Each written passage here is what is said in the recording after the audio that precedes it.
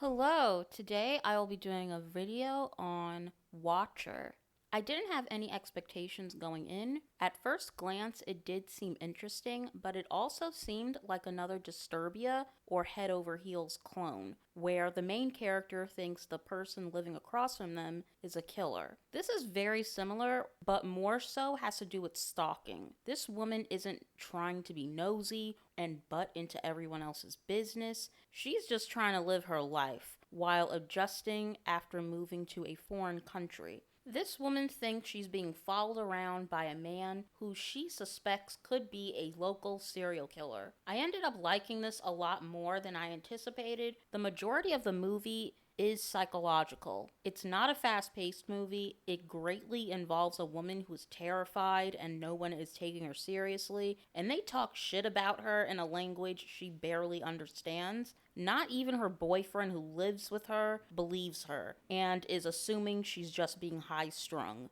On a side note, her boyfriend is so shitty. I thought they did a great job capturing the language barrier and having people say rude things about you while you're standing right there and you can't understand them, and it being very uncomfortable. That was actually very triggering for me because I have a lot of experience with that, and it's extremely rude. A lot of the same scenarios happen throughout. For example, this is the same man that is coincidentally in the same place as this woman in public areas several times. But every time it does happen, it feels fresh. Not once did I ever think it was repetitive or I was waiting for it to get to the point. I enjoyed the majority of this. The stalking alone was suspenseful enough and kept me on edge because it was very realistic. It wasn't like the lead character was trying to be a detective herself and solve these murder mysteries in order to stop this guy. It did feel very realistic for what it was. And for that, I give it a 7 out of 10.